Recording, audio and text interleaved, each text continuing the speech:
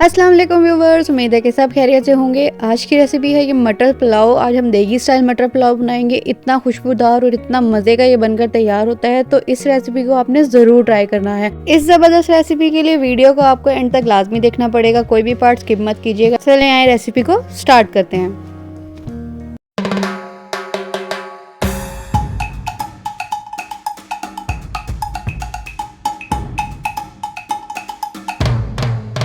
सबसे पहले हमने एक पैन में हाफ कप ऑयल ले लेना है। ऑयल इसमें थोड़ा सा ज़्यादा जाता है, तो मैंने हाफ कप से थोड़ा सा ज़्यादा ही ऐड किया। इसमें खड़े मसाले इस्तेमाल करेंगे, जिसमें मैंने यहाँ पर 1 टेबलस्पून ज़ीरा, 3 से 4 हरी इलायची, दालचीनी के टुकड़े, काली मिर्च साबुत, तेज़ पत्ता, 2 बादियान के फूल और 7 से 8 मैंने यहाँ पर लौंग शामिल कर दिए हैं। और इसको ऑयल में शामिल कर देंगे और हल्का सा हमने इसे खुशबू आने तक पकाना है। बहुत ज़्यादा हमने इसको कुक नहीं करना है, वरना ये जल जाएगा। बस 1 मिनट के लिए हमने इसे मीडियम फ्लेम पर फ्राई कर लेना है। जैसे इन सब मसाले की खुशबू आना शुरू हो जाएगी, इसमें हमने प्याज शामिल कर देनी है। प्याज मैंने यहाँ पर एक मीडियम साइज़ की ले ली थी और उससे इस तरह से स्लाइस कट कर लिया था। और इस बात का यहाँ पर ध्यान रखना है कि हमने प्याज को बहुत ज़्यादा ब्राउन नहीं करना। यहाँ पर हमने सिर्फ पिंक कलर की ही प्याज रखनी है, क्योंकि जब देगी स्टाइल पुलाव बनती है तो उसमें हम प्याज को बहुत ज़्यादा ब्राउन नहीं करते। अब इस तरह से इसका प्याज का हल्का सा कलर चेंज हो गया है। यहाँ पर मैं इसमें 1 कप भर के मटर के शामिल कर दूंगी। मेरे यहाँ पर 3 कप चावल है, तो उस हिसाब से 1 कप भर के मटर जो है इसमें काफ़ी है। 1 टेबलस्पून जिंजर गार्लिक पेस्ट शामिल कर देंगे। अदरक लहसुन को भी हमने मटर के साथ अच्छा सा फ्राई कर लेना है, ताकि इसका कच्चापन जो है वो ख़त्म हो जाए। यहाँ पर मैं इसमें 3 हरी मिर्चें शामिल कर दूंगी, बीच में मैंने इसमें कट लगा दिया था।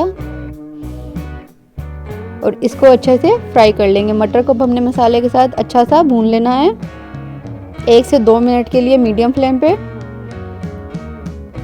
और जैसे ही मटर अच्छे से भून जाएंगे, इसमें हमने टमाटर ऐड कर देना है। टमाटर मैंने यहाँ पर एक बड़ा साइज़ का टमाटर ले लिया था, उसे चॉप कर लिया था और इसको भी शामिल कर देंगे।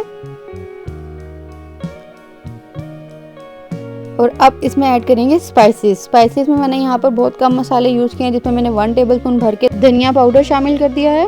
1 टेबलस्पून भर के इसमें सौंफ का पाउडर शामिल कर देंगे।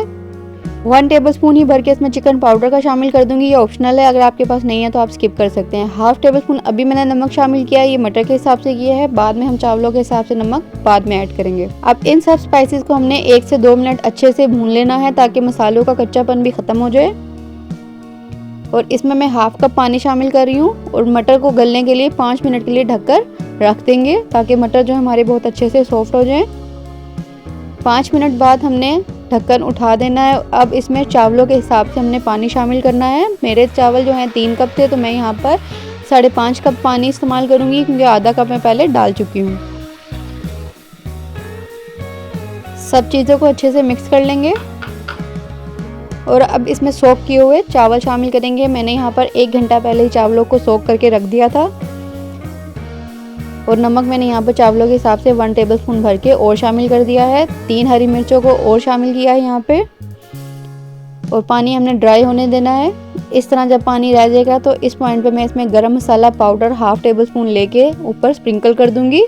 चम्मच हमने यहाँ पर नहीं हिलाना बिल्कुल भी। और इन चावलों को मज़ीद खुशबूदार बनाने के लिए यहाँ पर हम ऐड करेंगे केवड़ा एसेंस, जो जर्दा वगैरह में इस्तेमाल होता है। 1 टीस्पून के बराबर मैंने यहाँ पर डाल दिया है इसमें। और इसको दम पर रख देंगे 15 मिनट के लिए, दम वाली आंच पर। 15 मिनट बाद ये देखिए हमारे चावल जो हैं बहुत मज़ेदार से बनकर तैयार हो गए हैं।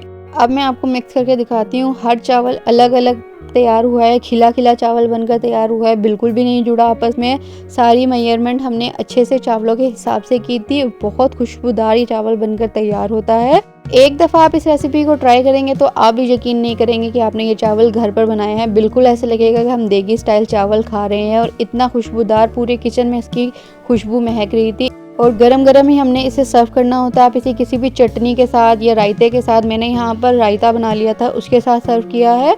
बहुत मज़ेदार बनकर तैयार होते हैं। वीडियो अच्छी लगी हो तो लाइक शेयर एंड कमेंट करना मत भूलिएगा।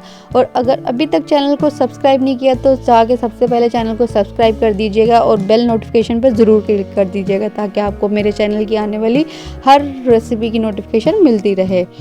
अब इन चावलों को देखें मैं यहाँ पर रायते के साथ सर्व करूँगी। बहुत मज़ेदार बनकर तैयार होते हैं और बहुत ही लजीज चावल बनकर ये तैयार हुए हैं। मिलती हूँ आपसे एक नई रेसिपी के साथ। अपना फीडबैक देना मत भूलिएगा। अल्लाह हाफिज़।